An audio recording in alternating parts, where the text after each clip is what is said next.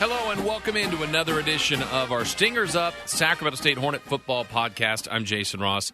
Thank you for checking us out. We've had fun doing this, and of course, we had so much fun last weekend in Missoula, Montana. First time ever the Sacramento State Hornets had a win in Missoula. It was great to be on the call with that with Steve McElroy and Danny Sullivan. And speaking of our guys, they're going to join us today here on our Stingers Up Football Podcast on what that game meant to them and what we can expect going forward. Because Saturday, it will be homecoming night as the Hornets will take on Northern Arizona. So we'll hear from those guys. We'll preview the game. We'll look back at last week's game. Lots of stuff to cover. We'll start out kind of where the Hornets are in the big picture in the Big Sky. Still just 3 teams left. Undefeated in conference. Eastern Washington also undefeated overall, but 4-0 in conference. Montana State 4-0 overall in conference. They got a great thing going on. And then, of course, the Hornets. They have those 2 losses to Northern Iowa and to Cal, but in conference after the win over Montana, they are 3-0 in league play. And if you look at what's ahead this week, some games to watch, or at least on the schedule, Idaho State is at Montana State. You have Weber State at number 2 Eastern Washington. That's a really big game for Weber on any kind of postseason hopes for them. Montana, still ranked. They are number 11 or 12 on the different polls. They are going to take on Idaho in Idaho. Northern Colorado at Southern Utah. UC Davis, now ranked 10th at Cal Poly. And Sacramento State, now finally in the top 25 at number 19. They will take on Northern Arizona Saturday night, Fred Anderson Field at Hornet Stadium, 6 o'clock kickoff. But first, let's look back. Let's look back at what was a great win, a historic win for Sacramento State in Missoula. 3rd and goal from the 3, 9:49 left first quarter. Dunaway at the 8-yard line, back to throw, looks left, throws a quick slant in between 3. It's caught. It is caught by Sacramento State. No ruling yet. In the end zone, touchdown. Ruling? There we go. How did Chris Miller catch that? He was pinched between 3 defenders, and Miller brings it in. The freshman gets his first touchdown as a Hornet. Miller was hit by 3 defenders. He was sandwiched between 2, and then there was another one. I've never seen such a crushing blow by 3 guys. It took the officials a long time to call the touchdown because he was just absolutely smushed. I'm looking at the replay, Steve. I think the throw was tipped at the line of scrimmage as well. Just an amazing catch by Miller for his first career touchdown. What an opening drive. Hornets score first. They lead 6-0. Extra point by Sinkowski is up, and it is good. The perfect way for Sacramento State to start this game. 9:41 left in the first quarter. Hornets 7, Grizzlies nothing. Here comes Cameron Scadaboo in. He's that extra back. He's powerful. The freshman from Rio Linda, 5'10", 212. He'll be in a crowded backfield for the Hornets. Triplets the receiver to the right. 4 minutes, 30 seconds left in the second quarter. Hornets have a 2nd and goal at the 2. 2 tight end formation. Snap comes into O'Hara. It's a little low. He'll keep it. He'll run left. He'll go airborne. And he's in. Touchdown. Head over heels. O'Hara lands in the end zone. Touchdown, Hornets. Gee whiz. That's so dangerous. That is crazy. We're not too far from Butte, Montana, and he looked like Evel Knievel at Caesar's Palace there. Wow. He literally went over tea kettle and whatever you call it. And left the ball out there again. He did. It's a 2nd and 10. New opportunity here. Dunaway with pressure coming up the middle. Look out. Dodges one. Rolls to his right. He's going to throw late towards the end zone. Gibson caught it. Touchdown, Sacramento State. Great improv by Dunaway. Gibson gets his 2nd touchdown of the game, and the Hornets lead. Brown back to throw. Looks to the end zone. Throws. Intercepted! It is intercepted at the 2-yard line by Hawkins.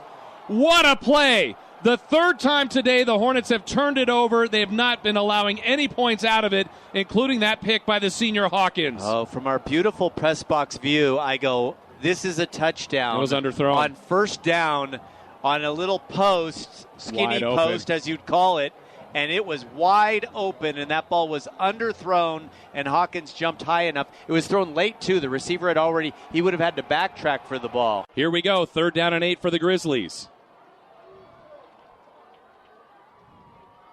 Back to throw is Brown. Brown has pocket crunched. He is sacked. The Hornets brought the heat, and it's Josiah Erickson that drops him back at the 35-yard line. Erickson actually ended up ripping the ball away. It wasn't a fumble. It was after he was down. But Erickson came with everything he had there. 4th down and 16. Here we go. Hornet defense. They need to keep Montana shy of the 49. They have to cross midfield. It's 4th and 16. Do they bring the heat? Do they get the pressure? 4 will come. Brown back to throw on 4th and long. He is sacked! He is sacked! And the Hornets are going to get the victory. Killian Roscoe comes up with the sack, and for the first time in school history, the Hornets just have to take a knee, and they're going to win in Missoula, Montana. If there was any way to express the joy of this, I would spit it out, but this is priceless. Well, here we go. The Hornets have to just secure the ball and take a knee. The Grizzly fans are stunned. Remember, in the history of this stadium, they've lost 33 times. They've won 212. Snap comes into Dunaway. He takes a knee. Hornets are going to have to do it one more time. They're going to knock off number 5. And, Steve, most importantly, they're going to go to 3-0 in the Big Sky. 3-0 in the Big Sky. They're going to go in the top 25 big time. And they were 19-point underdogs when the line opened. Yep, and they had a 21-6 lead at one point, lost that lead, or at least it was tied. They scored the last points. They take a knee, and that's going to do it. The Hornets are going to meet at the center of the field, congratulate the Grizzlies on an incredible win by Sacramento State. Your final, Hornets 28, the Grizzlies 21. Well, as you could tell, it was quite a win and well-deserved for Sacramento State. So, the reaction. I mean, I've done this a long time for Sacramento State football. It was a rewarding day, certainly on an individual side for me, but for the players, for the coaches, all the guys that worked so hard to get a well-earned victory over a very good football team. It just felt great, and I thought there would be no one better to discuss that with my longtime radio partner, longtime friend, Steve McElroy, as we welcome him here to our Stingers Up Hornet podcast. Steve, what did that mean to you personally to see the Hornets finally win in football in Montana? Well, you always want to have a good call in a big moment, and my comment was just that I couldn't really put it into words, the satisfaction that we were feeling. We love going there, and we've had some great games there, and we've had some bad games there, but it was a high point. And some people might say, oh, beating a Pac-12 team is the highest you can get to, or that was basically our highest moment.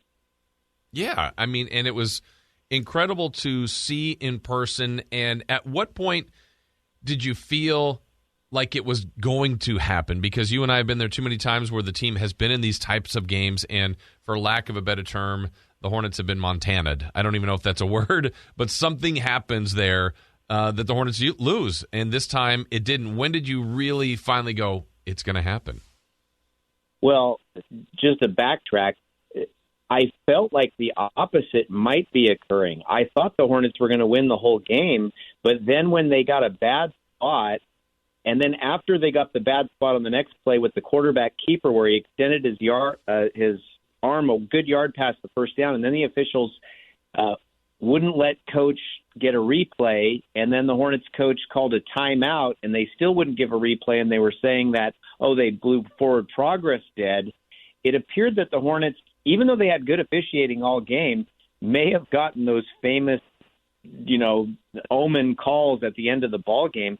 But the great news was that, scared money never wins, is what the defensive coordinator said. And when Erickson got the sack and then Roscoe got the sack, that was just amazing. Yeah. And that secured the victory. The Hornets refused to go into the prevent defense, and they got 2 sacks. Yeah, and then to get the win, a game in which for some reason they were heavy underdogs. We knew they could go in there and compete. They did more than that. They win the game. They played with the lead most of the time.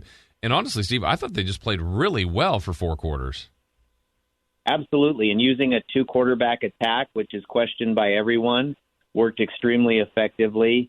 The one thing that they did that I'll say that we've noticed, wide receivers would try and stretch a 5-yard gain into 7 and hold the ball out and fumble, or people would try too hard, or the Hornets would get a foolish penalty, or the Hornets would always try too hard when we played in Montana and we were close. This game, we seemed like we were the poised team that thought we should win the game. There was a couple of really cool things that happened. One, you and I have been friends and broadcast partners for years. Neither of us knew at the moment at the end. I think we both internally were sensing something special was happening. I've never filmed a play in my life while calling a game, and I don't think you had either, and yet we both did on that 4th down. I didn't see you pick up your phone. I don't think you saw me. How weird for you was that moment? Because it was great to me, and then we both ended up filming each other.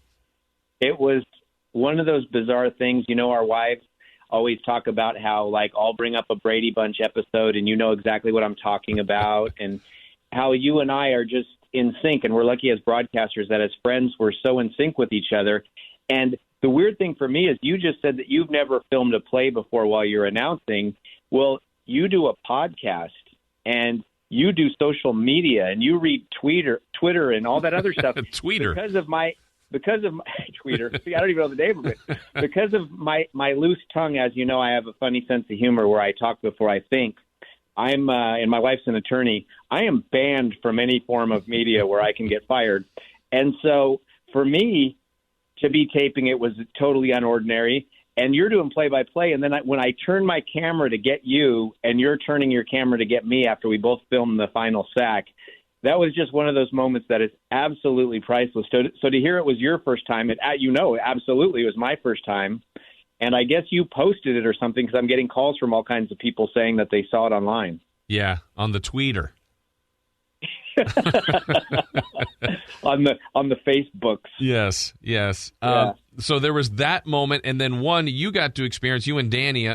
For me, just to let people in, I guess, a little bit, we are going through to get on the charter. A lot of people get through unscreened. Some have to get screened, just kind of the process that we've had the last couple of years. And I was one of the lucky ones that had a chance to get extra screening before getting on the plane. Anyway, you and Danny got on earlier. I know you talked to some of the coaches in the front of the plane, but you guys told me about this moment later. What was that moment for you, and kind of getting some accolades, I guess, from the traveling party? Kind of tell us that story. Yes, so everybody thinks that the plane is a big celebration. There was a huge celebration. I think that's on the Facebook of the team celebrating in the locker room after the game. But the plane rides usually are kind of mellow going home. And one thing we've talked about is back in the day, whether it was Charles Roberts, Ricky Ray, all our players over history, we've gotten to know the teams a little bit better in previous years than we have lately, COVID, all kinds of other things. But I got on the plane and I talked to Troy Taylor, the head coach, and it was all excited, and Bobby Frescus, the quarterback coach. And then as I'm going back, a couple of the players that do recognize me were fist bumping me, and I was just saying, thanks. Hey, you guys, that was great. And I must have had a big smile on my face because I noticed that guys hadn't settled into their phones or movies yet because they were boarding the plane. I noticed a lot of the team was looking at me, so I raised my voice, and I just said, hey, guys, I've been doing the radio for 25 years, and we have never won in Montana. And the plane, and I said, thank you, and the plane just erupted with cheers and excitement over the win. So it was a release. It was the greatest feeling I've ever had, but it was a great release for the players to be able to just yell out and celebrate one more time before the plane got boarded. Yeah, because it's so true. I mean, you know this, people like, oh, that was one of the greatest wins. What's the plane like? You described it. It's, to me, if you're a player that talks, you talk on the plane. If you sleep, you sleep. If you play video game, whatever. It wouldn't have looked any different, to be honest, Steve, than our flight out going to Montana. That's kind of the way they celebrated in the locker room. They celebrated on the field, but then it's, we're just heading home. Pretty chill. Yeah, and there's some people that aren't spiritual or some people that aren't whatever. I'll tell you one thing, Jason, though. Even if the plane's the same level of noise, when you lose a game and you're on the plane, you can feel it. Yeah. And when you win a game on the plane, you can feel it. When you talk about energy that people produce without talking or saying anything, trust me, there's a big difference on the plane, even if the volume level's the same between a win and a loss. And that was a happy plane on the way home. That's for sure. And then all the years we've done this, too, not only seeing the Hornets win for the first time in Montana, you and I, to the best of my recollection, the first time we had an incredible view of an in-stands fight. I've had several people talk to me about that said that they heard that. And, I feel like we saw bits and pieces. Maybe there were missing pieces that we didn't get, but that was a legitimate fight. Oh, and it took everything in me. I don't know what to think because, I say things, I make reference to songs when we're broadcasting, and I make funny little hokey references and stuff. I'm the biggest boxing fan in the world, from the Muhammad Ali days to Larry Holmes to Mike Tyson. I pay for all the pay-per-view fights like the one that just happened in the heavyweight division, and I seriously wanted to break into a Howard Cosell and describe that fight. But at that moment, the game was at such a tense time with the Hornets trying to secure victory that I didn't go into my Howard Cosell or didn't go into describing the fight. And I'm really happy that you did because everybody was curious about it. But literally, we couldn't help but talk about it because there was a free-for-all fist fight right underneath our booth. Yeah, and with the Grizzly fans fighting one another, something, you might see a push or a shove or volume getting raised, but we probably described 3 plays and it was still going. That was something I hadn't seen before. And the thing is, ironically, the number one guy in the fight, which would make him last, was like a 60-something-year-old man who was just knocking people down and throwing people over chairs. And so it wasn't like your fight of teenagers. Right. And to its credit or detriment, in Montana, there's no security. You can come and go from the game at halftime and come back in without going through a metal detector. And it's Montana. It's old-fashioned United States. And so that's the good thing about it. The bad thing about it is because the people are so well behaved there and police themselves, it took a long time for any security to get to the fight. Yeah, it was bizarre. And you're right. It was in the Hornets are trying to drive and ice the game, and we're seeing 2 incredible things at the very same time. The bummer about this is you and I will probably revel in this win for years. For years. The Hornets have to just play this week. They have to get back at it. They're ranked. They feel good. They should feel good. But they can't let off the gas here as they get NAU this Saturday for a homecoming. So as much as we've marveled in this great win, the reality is it's one win, and you have to move on and beat the Lumberjacks. Okay, well, one thing I'm proud about the players for is when we did get on the plane and we talked to them after the game, they didn't know the history that you and I have had for 25 years of losing there, but they knew that Montana had not lost at home in over 1,000 days. So they knew more than we thought they knew. But on the flip side of that, if you and I were playing this week, we would lose because we're still thinking about last week. We're not learning any new plays, and you haven't sent me any new adjectives this week to use to describe things. If you and I were playing, we would lose. We would be relishing in the game, and we wouldn't even put our socks on right. Fortunately, the players are younger than us, and they're more disciplined than us, I guess, but they'll be ready to play, but you and I would not be. Yeah, plus I think I'm such a big fan of this coaching staff. I think, they're going to do their part to have this team ready. They'll be scouted, they'll be prepared, and they'll say all the things that they're supposed to do. I just think this coaching staff is so strong all the way around. Yes, it's very balanced, and I was most impressed with the fact that, our defensive coordinator, Andy Thompson, I absolutely love him, and he's not a prevent defense guy. He's a great person. He's a great coach. He's aggressive. He has 100% of the reins on defense. And then Troy Taylor to be able to throw in new plays even at the end of a competitive game like that. The playbook is so deep. We haven't had a more prepared team in all the time that we've been doing this. So I am excited about that. And they do have the ability to get the guys ready to go for the week after an amazing victory. So what is the statute of limitations for you and I? I mean, I kind of want to keep playing this game on loop for, 10 years or so. Yeah, I don't know what the over-under is for our next broadcast of how much we talk about the Montana game. But on my wall from my broadcast history, I got a picture with myself and Larry King at the Super Bowl. But I only hang a limited number of things in my office because I've been doing this for over 30 years like you.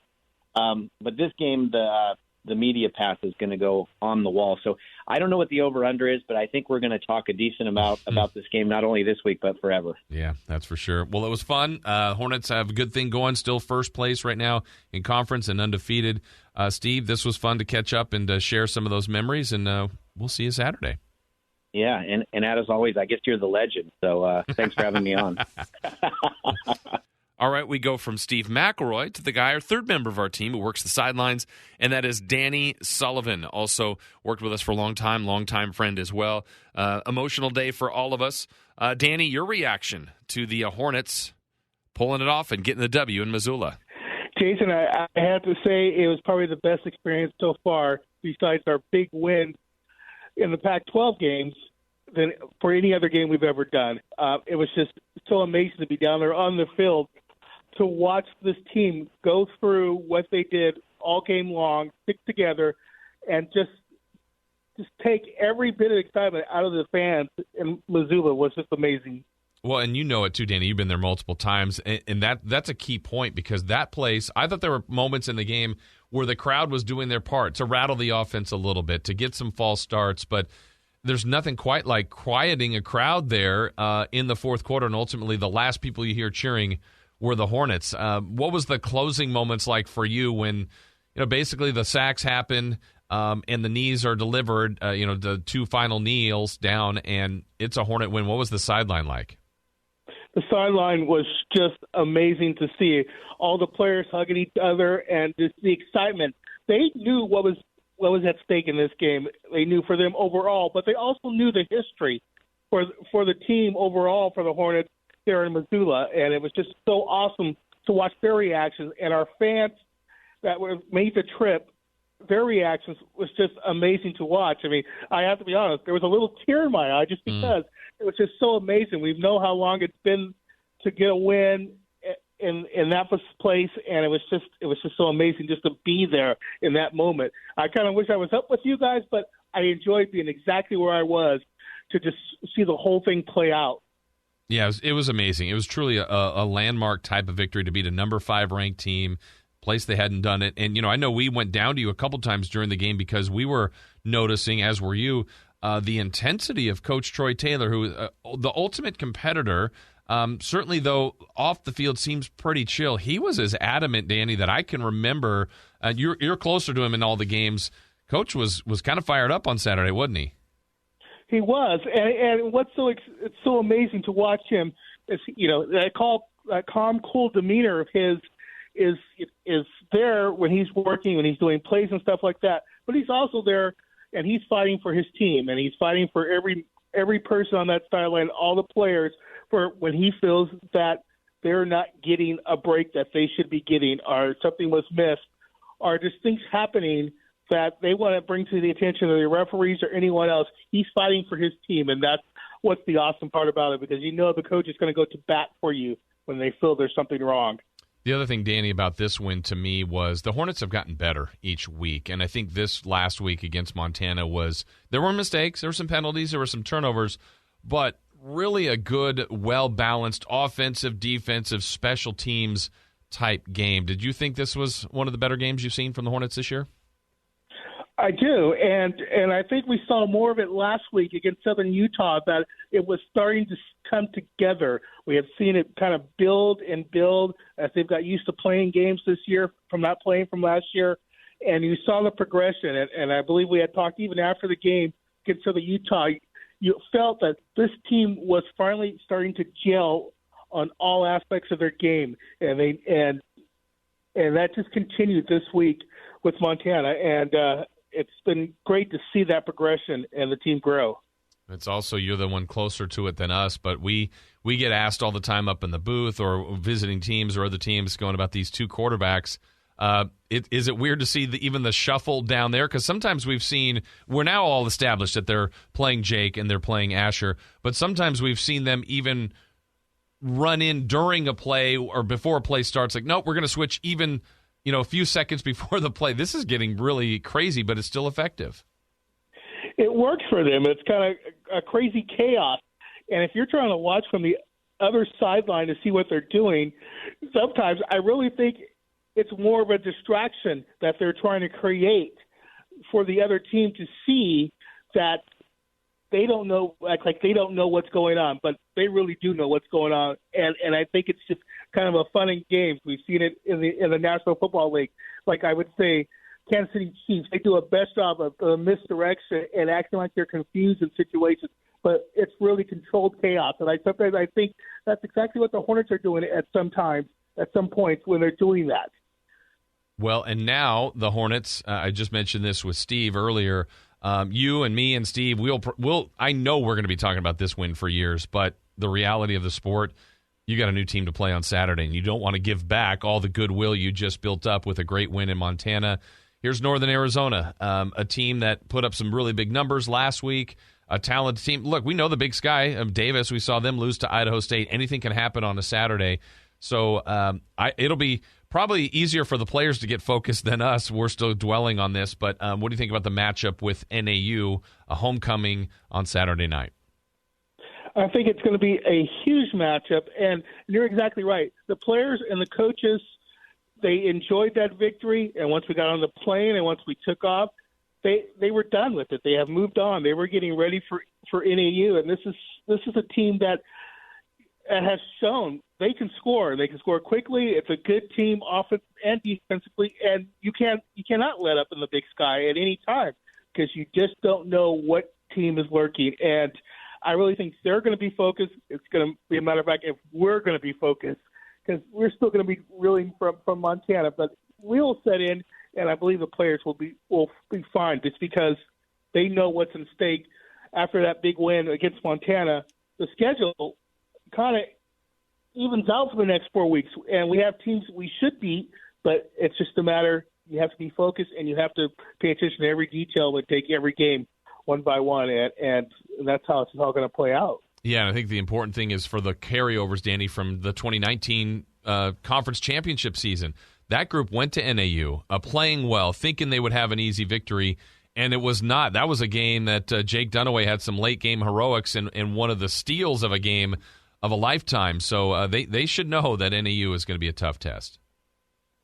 You should hope so. And Jake should have great memories of the final two and a half minutes or whatever it was there in that game to rely on and pass on to Asher and the rest of the team that, this team is going to battle it with NAU, and we have to be prepared, but we have to just play our game and just go out there and get a victory. Yeah, that's for sure. Well, Danny, it's fun catching up. I know we look forward to seeing you on Saturday for homecoming. Looking forward to it, Jason. Well, as Danny mentioned, the importance now is to stay locked in, to be focused, to be ready for Northern Arizona. We were kind of touching on it there at the end. We do want to take you back to that game 2 years ago. The Hornets season was going great. They had all those landmark wins over Eastern Washington and Montana State, only stubbing their toe against Weber. But then they were in trouble. They were in trouble at JL Walkup Skydome in Northern Arizona and Flagstaff. They were on their way to a loss. But one of the greatest comebacks we had seen in the short amount of time. Let's listen back to that miracle finish for the Hornets. The people you're going to hear in this feature, in this recap, you're going to hear from Deron Bland, from Pierre Williams, Coach Jeremy LePan, the special teams coach, and quarterback Jake Dunaway, as it really was a miracle. At first, it was unbelievable. Yeah, you can say that. But it came from hard work. That was probably one of the craziest moments. After, when I was just standing there, I was like, dang, we really just did that. Mm-hmm. It was just crazy. Because, a lot of people thought, they came off a loss. And, they thought we were just defeated. But, we did good as a team and all put it all together, and we came out with a W. It was fun. Most exciting game I've ever been a part of. The last 2 minutes and having special teams be such a big contributor to that. So that was fun to see. Saturday, November 9th, 2019, will live forever in Sacramento State Hornet football history. The miracle at 7,000 feet. But before you get to this... He's to the 5! He's to the pylon! Touchdown, Hornets! Wow! You have to understand this. And this one will go down as a very disappointing performance by Sacramento State. And so all the big plays have been made by Northern Arizona. This game did turn in a wild final 2 minutes that started not with offense or defense, but with special teams. On fourth down. And an end-over-end kick goes to Sacramento State, who had a return man on that sideline. They got blockers up the sideline. That's Bland to the 40, to the 45, as the kicker to beat, gets to the outside, and he's still on his feet and tackled at Northern Arizona's 37-yard line. That was well done because Pierre Williams was here to the near side. They put Deron Bland in that open space, and Northern Arizona wasn't ready. Yeah, secret return man over there. I was waiting for that moment because I haven't returned a punt since high school, so... Did you think you were going? Oh yeah, I thought I was going. I just had one block. One I didn't see him. So yeah. So they had shown on film to be pretty susceptible since they consistently punted to the boundary. And so I was like, hey, I really like it on the right hash. Their right hash as they look at it, because they had a high tendency for that. They hadn't really given us opportunity for that, and early in the game. Because I was just looking for the first opportunity I could find. Late in the game, it was on the left hash, and I was like, let's call it anyways. Pierre line up, hard to the left, because I think they're going to kick away from you, and then let's get another guy in the rusher. So I told a couple of guys, hey, pack in the interior gaps, because if they roll out, they're going to punt to the field. You roll right, kick right. It's the easiest thing, and they've shown that all year. And so right when I saw them roll out to the right, I was like, yes. Kicked it right to the right spot, and Pierre did a great job decoying. We had to wait until it was the right time to where we could disguise it correctly. And then when we called it, it just worked. I had to disguise it, fake, and then Deron Bland was just wide open. He took it down the sideline and cut it back across and got us some good field position. The Hornets have this now at the 37-yard line with 2 minutes and 4 seconds to go. They obviously have to score fast and get an onside kick. They're out of timeouts. I guess we'll say stranger things have happened, but it would take a lot for Sacramento State to pull this off. 4 receivers left, 1 to the right. Dunaway looks to his left, steps up in the pocket, throws downfield, open to the end zone. It's caught. Touchdown, Sacramento State. Gable in the end zone. And hold on. A 30-yard touchdown for the Hornets has made this 34-30. It just completely quieted the jail walk-up Sky Dome. Beautiful post, and Gable found himself open in the middle of the field. So now the extra point to try to make this 34-31, and it will all come down to the onside kick. Those things don't happen very often. We're just fortunate that, Devin did his job. Everybody did their own job. That was kind of our message for the week, was just do your job. And, luck was on our side a little bit with the bounce, but, everybody's got to be in the right position, to make those kind of plays. So just hats off to our coaching staff and our players for getting it done. So the Hornets need a break here. 1 minute and 38 seconds left. They'll try the onside again, trailing 34-31. It's pretty simple. The only hope is to recover the onside kick. If it's picked up by the Lumberjacks, this game will be over. Hornets now shift 2 to the left side. They'll kick the same way. Takes a better hop. It's high in the air. And Pierre Williams has it. Pierre Williams has it. And he has it at the 47-yard line. I just seen the ball bounce twice, and I knew on that bounce, I was like, that one's going to go up high. And I was like, it's my ball to get. And that's all I seen. I didn't see anything else. I just seen the ball, and I just went and got it. And then I was just trying to get to my sideline after I got it, so I was just heading the ball to the ref, and I was running to the sideline, and I was just getting ready for the drive. Unbelievable onside kick. There is life for the Hornets. The perfect kick has given the Hornets the ball at the 47-yard line. It took the hippity hop up into the air and got high in the air, and then who's going to get it? Pierre Williams, your 6'4" receiver. Unbelievable. So it's 34-31. The Hornets were dead. They were absolutely cooked. And now they have life. They have the football, trailing 34-31 with 98 seconds left and no timeouts. Yeah, they started to play a lot of soft coverage, which is I kind of expected going out there. They want to, play it cautious. Don't give up a big play. So Coach Taylor just came up to me and told me, just take what they give you. Go through your progression and just try to slowly move the ball down the field. And we started off, taking those little short throws and throwing a 5-yard play and letting Dot and those guys take it for 15 was a big help. So after the first play, I already felt like we were in field goal range. So after that, just taking care of the ball and, just trying to stay calm. 34-31, Hornets down by 3, trying to pull off a miracle comeback. They'll put Pierre Williams in the backfield and Dotson one-on-one as a receiver here to the right. Ball snap between the hash marks. Martin now shifts from left to right. Williams goes in motion, emptying the backfield, leaving Perkins in there. Back to throw is Dunaway. Has a man open downfield. It's caught. Pierre Williams. I caught it and I turned around and I seen he was like near the end zone. And then I was like, whoa, I think I can get there. And then so I just sprinted for the pylon. I just dove. I was like, I don't think he could stop me. I was like, I'm kind of heavy, so I was like, I don't think he's better to stop my weight from moving. He's to the 5. He's to the pylon. Touchdown, Hornets! Wow! 23 seconds to go. The Hornets sideline's going crazy. Yeah, it's one of those, exceptional plays. A lot of different things had to happen, and when they all lined up and actually did happen, we were all super excited, that we were able to execute at a level that we know we're able to execute on, after stalling a little bit in the second, third quarter, able to pick it back up in the fourth quarter and kind of just pressure will on a team, that thinks that they have it in the bag, and for us to come back and just really stick to what we know and just be able to get every phase of the game under control, that was a big part in the win. So I just hope our audience isn't watching Heidi.